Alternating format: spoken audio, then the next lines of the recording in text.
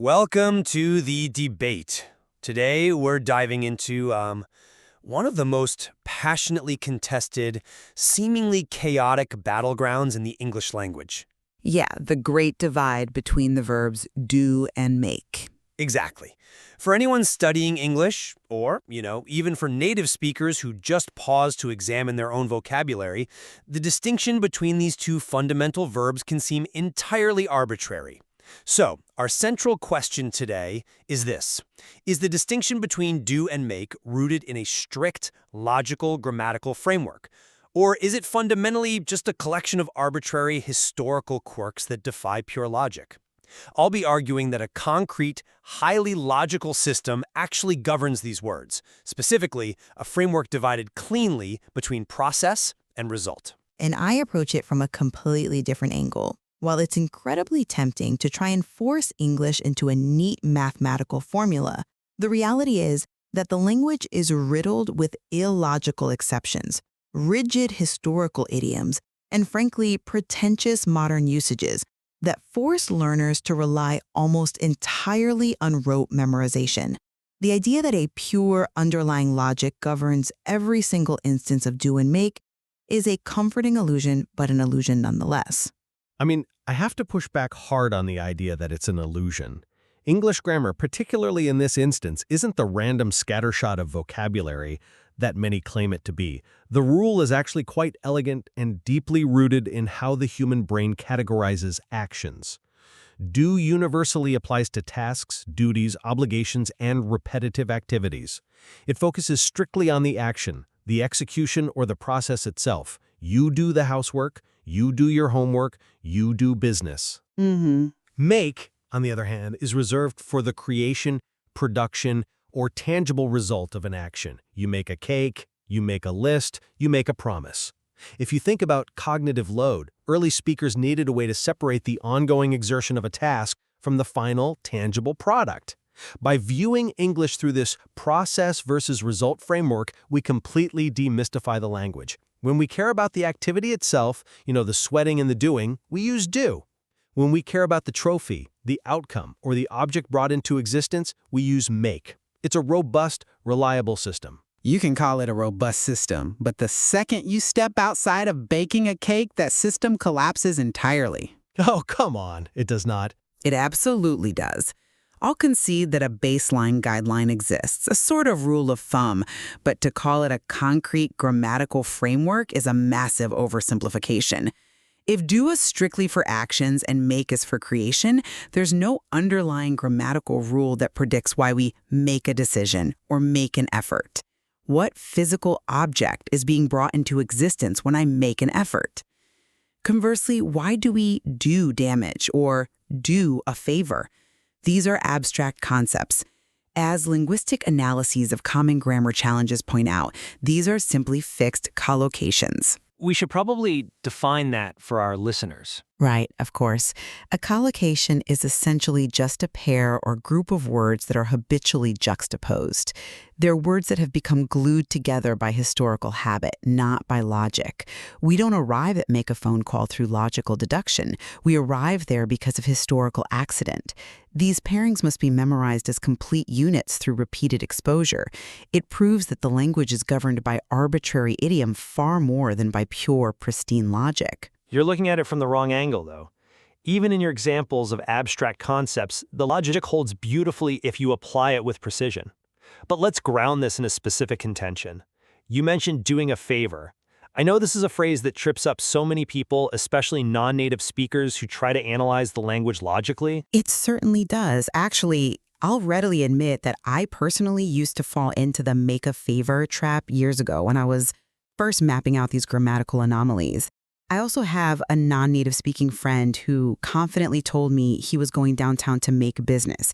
And when you think about it from a conceptual standpoint, performing a favor feels very much like creating goodwill or producing a positive result for another person. Right. I see where you're going. Yeah, if I go out of my way to help you, I'm generating an outcome that didn't exist before. Therefore, under your own framework of creation and production, make a favor seems entirely logical. The fact that it's universally recognized as incorrect, that we absolutely must say do a favor, exposes the flaw in trying to apply a strict logical rule to a fundamentally messy language. That's a clever interpretation, I'll give you that, but I completely disagree with the framing. The reason make a favor is incorrect isn't because the language is broken, but because of the fundamental nature of what a favor actually is. A favor is not a physical object. It's not a newly generated product. It's an act of service.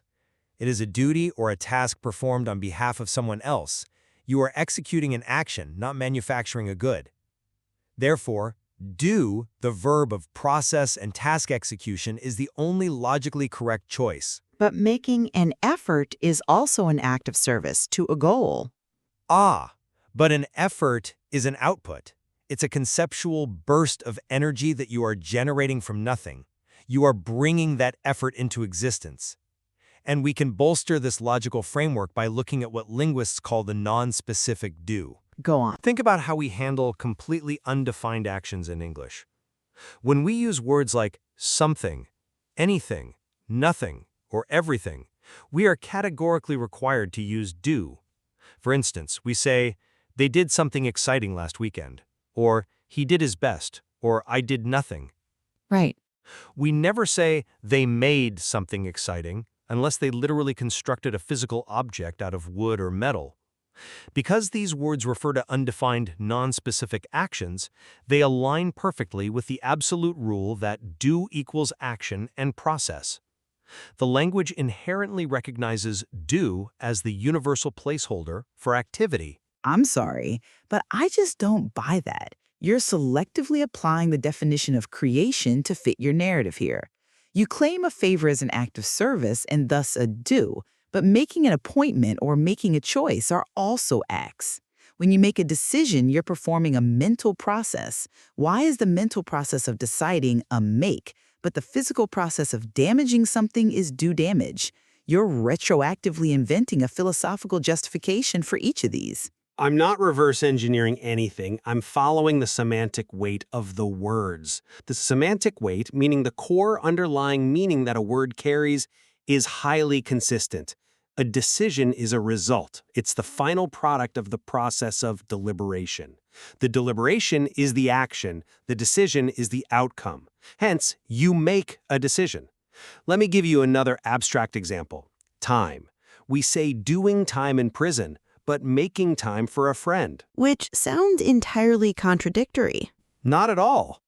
Doing time refers to the grueling, ongoing process of existing within a cell. It is an enduring action. Making time implies looking at a busy schedule and actively carving out a slot, creating an opportunity that wasn't there before. It's the perfect illustration of process versus creation. It's a fun thought experiment. But listen, it's pure post hoc rationalization. You're stretching the definition of creation to its absolute breaking point just to accommodate fixed historical phrases. Okay, well, if the abstract concepts are muddying the waters, let's bring it into the physical world. Let's walk into the kitchen for a second, a space where the rules of English grammar are wonderfully concrete. In the realm of food and drink, make is the undisputed king. Right, you're referring to making dinner, making a sandwich, making coffee. Exactly. We make a cake, we make a sandwich, we make lunch. Why? Because we are literally assembling ingredients to create a tangible new result. You take flour, sugar, and eggs, and you produce a cake. It's the purest manifestation of the process versus result framework. And in perfect symmetry, look at how the language handles the cleanup. We don't make the dishes, we do the dishes. We don't make the laundry, we do the laundry. This actually brings up the absolute genius of do as the ultimate verb replacement. The verb replacement? Yes, English efficiently categorizes routine, repetitive chores under the umbrella of do to save us from constantly using highly specific action verbs. Instead of saying, I'm going to wash the dishes, we say, I'm going to do the dishes. Instead of painting my nails, it's doing my nails. Instead of ironing the clothes, it's doing the ironing. The language systematically uses do to replace the specific verb of a routine task. It's a brilliantly logical categorization that reduces cognitive load. You don't have to search for the specific verb for every single household chore. You just rely on the universal verb of process. That's a brilliant categorization right up until the moment a native speaker wakes up in the morning. If do is universally used for daily repetitive chores, if it's the ultimate verb replacement for routine household tasks like doing the dishes, doing the laundry, and doing the ironing, why universally across the English-speaking world do we say make the bed? The classic anomaly. It is the ultimate contradiction, and it completely shatters your neat little framework. Making the bed is the quintessential daily chore. You aren't bringing a new piece of furniture into existence. You aren't assembling raw materials in a workshop to create a product. You're simply tidying up, putting sheets and blankets back into their proper order. It's a routine process, an action, a daily obligation. By your own rigidly defended rules, every English speaker on earth should say, do the bed, just like they do the laundry and do the ironing. The fact that we universally say, make the bed, is the ultimate proof of linguistic chaos. It is a historical idiom that fundamentally defies your logical framework. I hear what you're saying, but I'm not convinced by that line of reasoning because you're completely ignoring the historical context from which the phrase emerged. Language evolves, yes, but it leaves traces of its original logic. To understand make the bed, we have to dive into historical etymology.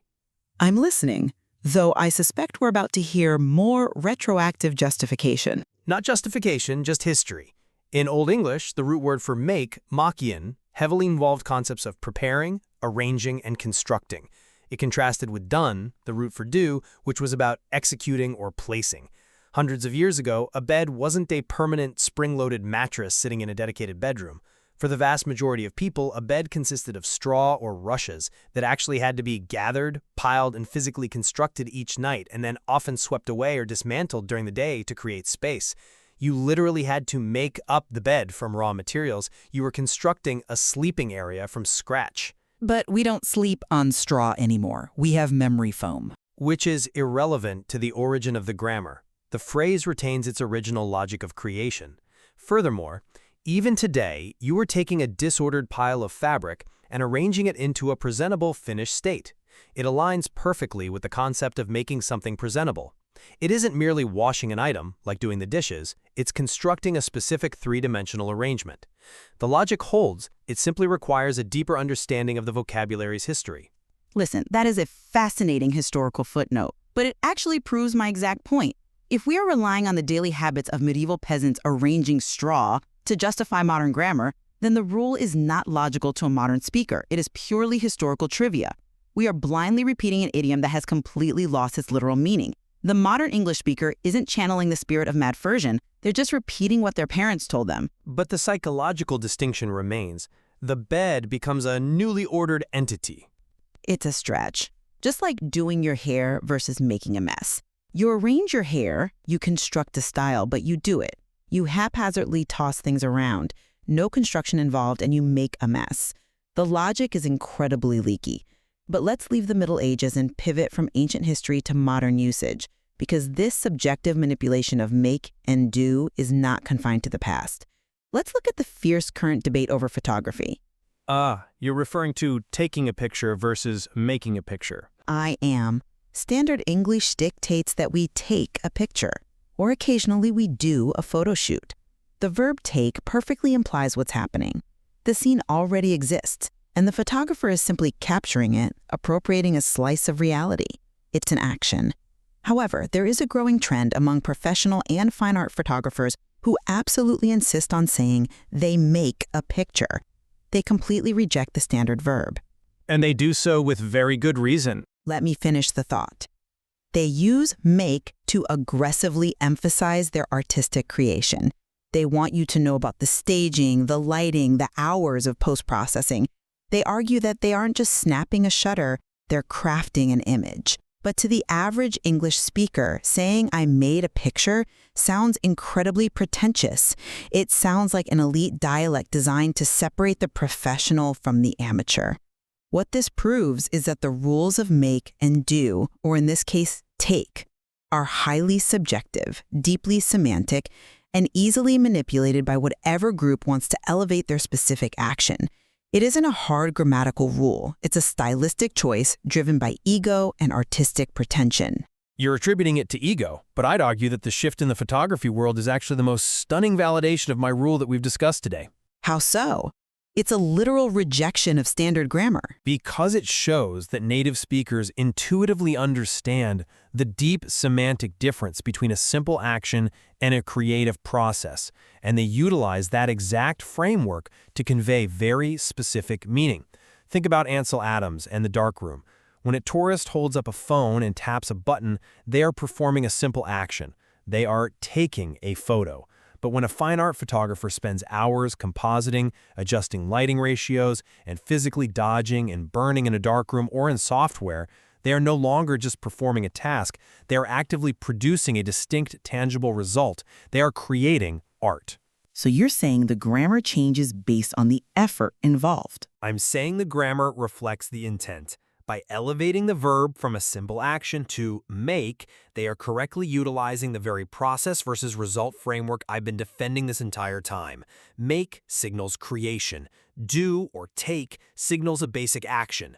The fact that photographers instinctively reach for the word make when they want to emphasize their creative output proves that the logical distinction is alive and well in the minds of English speakers.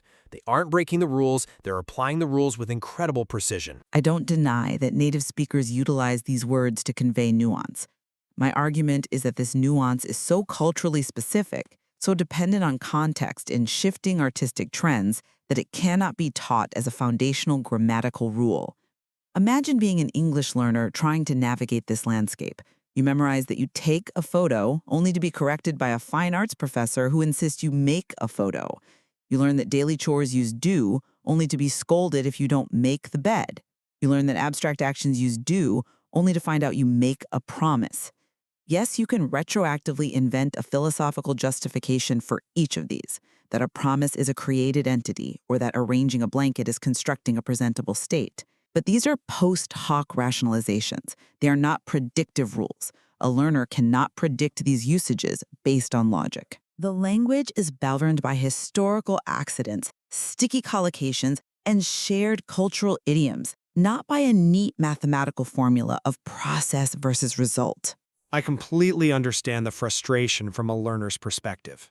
Anyone who has tried to master English prepositions or irregular verbs knows that the language has a mind of its own. And I acknowledge that English, like any living language, contains edges that blur. However, providing a logical backbone, understanding the deep cognitive separation between working on a task and producing a result, is vastly superior to throwing up our hands and declaring the language to be pure chaos. I wouldn't call it pure chaos. I call it organic evolution. It's messy, human, and wonderfully imprecise. But that evolution absolutely follows patterns. When we look at the vast majority of collocations, the rule holds firm. If you're focused on the process, the task, the duty, or a completely non-specific activity, you use do. You do business, you do your duty, you do well, you do your best. If you're focused on the creation, the production, the assembly, or the final result, you use make. You make a cake, you make an appointment, you make money, you make a phone call. And yet, we make an excuse, which is an action to avoid trouble. We make a noise, which is a fleeting sound wave, not a tangible product. A noise is a produced result of vocal or physical action. You generate it. It didn't exist in the silence, and then you made it. And a jump didn't exist until I jumped. But I don't make a jump, I just jump. Or I do a jump in a gymnastics routine. We can parse this endlessly. We certainly can, and that brings us perfectly to our conclusion. It's time to summarize where we stand on this linguistic battlefield. I stand firm in my position that the process versus result rule holds up under rigorous scrutiny. Do is the verb of action, execution, and routine. Make is the verb of creation, production, and result. While there are historical quirks and artistic nuances, this framework provides a deeply logical backbone to the English language. It explains why we do the dishes but make a cake, and why we do our duty but make a decision. For our listeners, I offer this English quick fix. If you're focusing on the action, the task, or a non-specific activity, use do. If you're focusing on the creation, the production, or the final physical or conceptual result, use make. And I maintain that while your quick fix is a helpful starting point, it's far from a comprehensive rule. The sheer volume of exceptions, rigid historical collocations, and shifting artistic context, like our debate over photography, demonstrates that these rules are more like loose guidelines. English is a language that has borrowed, stolen, and evolved over centuries. You don't just make a bed because of medieval straw. You say it because millions of people before you agreed that sounded right. Relying purely on logic will eventually lead you into a trap, like making a favor. Rote memorization and contextual exposure are the true keys to mastering these verbs. We clearly still disagree on just how strictly these logical rules apply and whether the exceptions disprove the rule or merely highlight the rich, complicated history of the language. But I think we can both agree that the quirks of English, from the ancient necessity of making beds out of straw to the modern artistic assertion of making pictures, are what make this language so endlessly fascinating to study. On that, we are entirely in agreement. The messiness and the nuance are what keep it interesting. Exactly. There is always more nuance to explore in the material, and we encourage our listeners to dive into these linguistic rabbit holes for themselves. Thank you for joining us, and we'll catch you next time.